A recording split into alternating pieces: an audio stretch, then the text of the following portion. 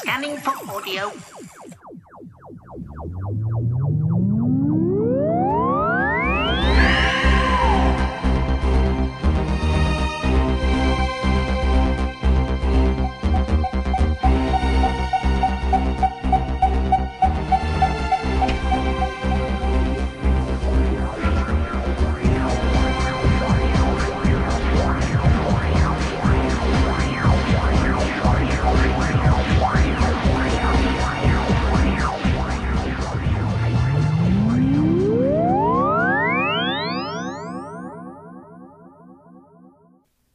This time there'll be no exciting Torchwood chat, no pointless news section, because let's face it, if it's on the internet you probably already know what it is and you don't need to hear somebody else talk about it.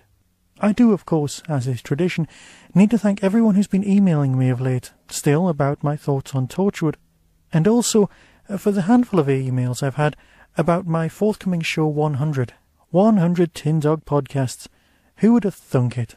Of course, I still actually don't know what the theme of episode 100 is going to be, or even if it's going to have one. Tony from the Flashing Blade podcast did suggest that I do Dimensions in Time. I could, but I won't. Let's not subject anyone to that just yet, shall we?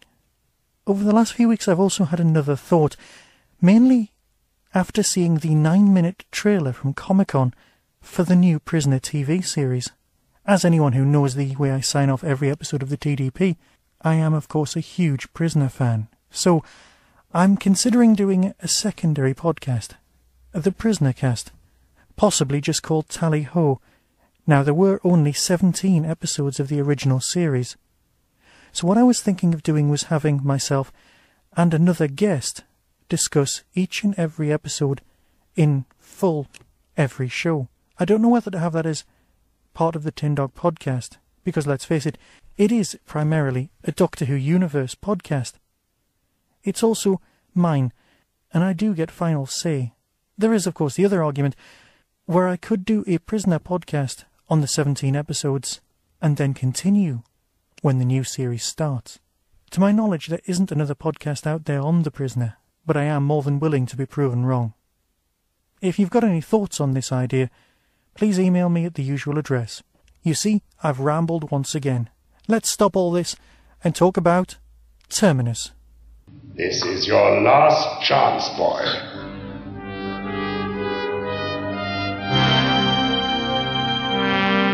What did you do to me? You will recover. Nissa! This is Terminus! Where all the ladders come to die!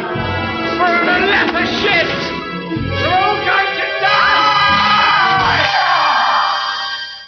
Terminus is the second story in the Black Guardian boxed set. As I said last time when we were discussing Mordrin Undead, I wasn't aware that it was a trilogy. A lot of talk has been made of the way that Turlough's character is only really there in order to try and kill the Doctor, which is true, and it seems to go on and on for a very long time. Now, I'll grant you that. It's 3 stories, 4 episodes each. That is 12 weeks, with one character whose only motivation is to kill the Doctor.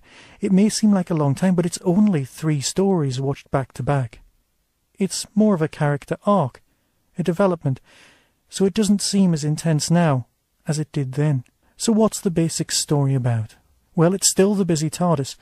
We have the 5th Doctor, Vegetable Man. We have Janet Fielding, playing Tegan. We have Turlough, Mark Strickson. And this marks the very last Sarah Sutton as Nissa's story.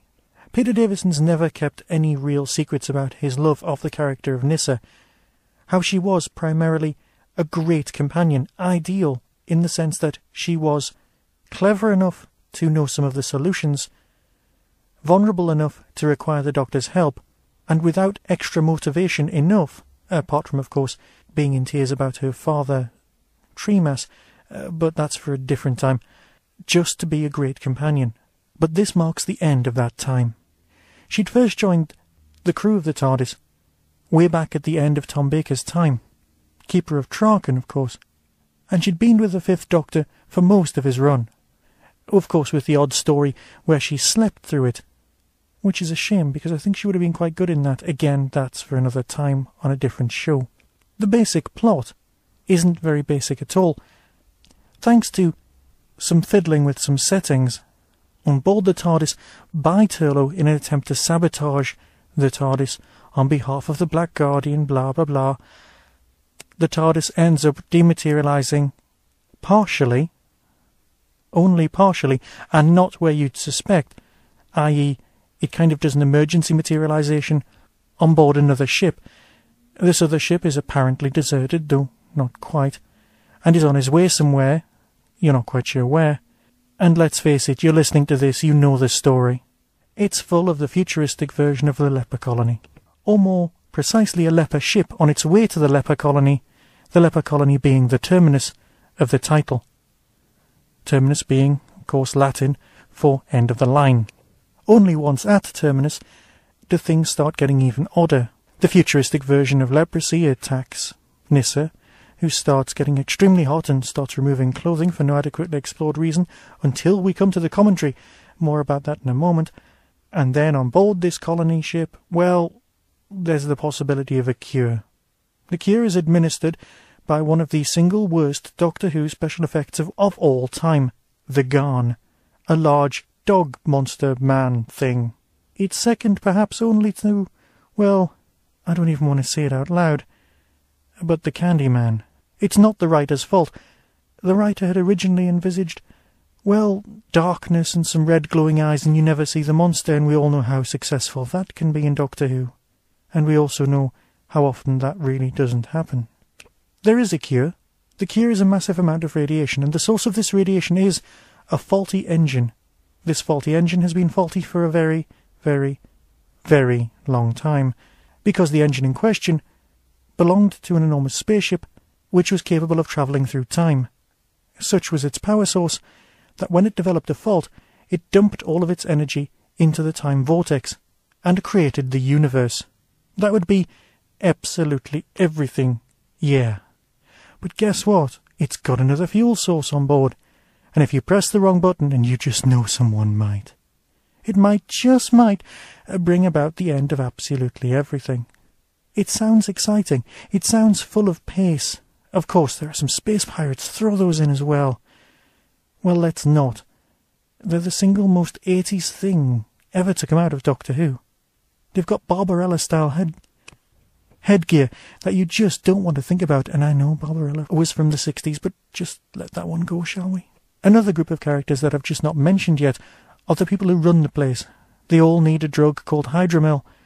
And don't you just know that the person who's never mentioned being a biologist, Nyssa, can make some, because of course she's now a biologist. There are lots and lots and lots of very small holes in this. But don't let that put you off a rather nice story. Tell you what, if ever you've disliked this story, because I bought it on VHS when it came out, I think I watched it twice and that was about it. No, if you're buying this box set, do me a favour, and you know what I'm going to say. Head over to the special features and switch on the new CGI. You see, with this new CGI, the threat to the TARDIS is so much more realistic, if realism can ever be applied to Doctor Who. Extendedly long corridor scenes that you've never seen in the inside of the TARDIS all fit seamlessly. The threat of the encroaching universe seems so much more, well, threatening. But it's not just that. The scale of Terminus as seen in the CGI is incredible. The pirate ship and its accompanying mothership all function seamlessly. Even as an experiment, it's well worth seeing this. But as I said earlier, the Garn just didn't quite manage to, well, be CGI'd out. We still have a man in a dog suit. And on this DVD you also have perhaps the most revealing and most enjoyable of Doctor Who commentaries. Apart from one line about Rula Lenska, which I'm sure the people at Tachyon T may or may not be rolling around on the floor about. This is one of the most revealing and, bizarrely, educational of commentaries. You see, they've got the writer Stephen Gallagher on board, and this guy is a very, very good author. He is immensely intelligent and very witty. He reveals that the Garn was of course named that after the Norse version of Cerberus, the dog that guarded the gates of hell. That the design of the guard's armour is based on the Memento Mori, the one that you find in York Cathedral, where the 3 layers of tomb, on the top layer, carved in stone, is the knight as he would appear in everyday life. The second layer is the discarded, the third layer is the skeleton, and below that is the actual decaying body. All of those things have been taken as motivation for the creativity that Doctor Who thrives on. As well as fascinating facts, you get some lovely side conversations about how many of the cast actually owned dogs. But as commentaries go, it's really worth listening to. I know I've already mentioned the elephant in the room, being Sarah Sutton removing her skirt for no reason, which is one of the reasons this story is remembered, and possibly one of a few things it's remembered for. Ignore that, because in the original script, Stephen had the idea that Nyssa was still wearing her Victorian Alice in Wonderland-style garb, her sugar plum fairy look, if you prefer, and so she would have pricked her thumb on her brooch, thus allowing the narrative to follow through perfectly, rather than having to leave the rather large clue of her skirt. Whether this event had any effect on the, emotional development of certain young fans, I'll leave that in the privacy of their own mind. Suffice to say, I preferred Tegan anyway. Sarah Sutton's performance is great. Her farewell scene is one of the better from Classic Who, and there are some tremendously good lines here. Things like when Bor says, "I'm not dead, am I?" No. Good. I was expecting something better from the afterlife. The sort of quotable lines that Classic Who thrives on. And so until next time, I'll leave the Black Guardian trilogy ready for its final instalment, Enlightenment, my all-time favourite Doctor Who story. Before I go, here is a Whostrology reading. For Joe Fairbairn, born on the 7th of May 1978, born between season 15 and 16, in the House of the Fourth Doctor, with Leela in The Descendant and Ramana Varatnalunda on the horizon. Episodes shown this day are The Gunfighters, Episode 2, and The Long Game. The Whostrology. It's time for a new direction. A quest is at hand. Why not take your new and upgraded friends with you? Be careful whose advice you take. It's not all black and white. Just whistle a catchy tune, and be pleased that others are always willing to defend you. Not everyone is cut out for adventure, but that shouldn't stop you having a good time. Sometimes you can't keep the wolf from the door. Watching the news can be a low point, but don't worry, things could always be worse. And with that, I'll say farewell, and speak to you all very soon. Be seeing you.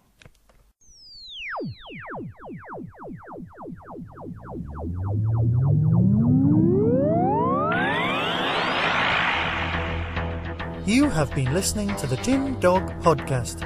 Doctor Who and its associated shows are all trademark of the BBC.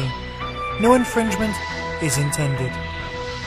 Contact us at tin-dog@hotmail.co.uk.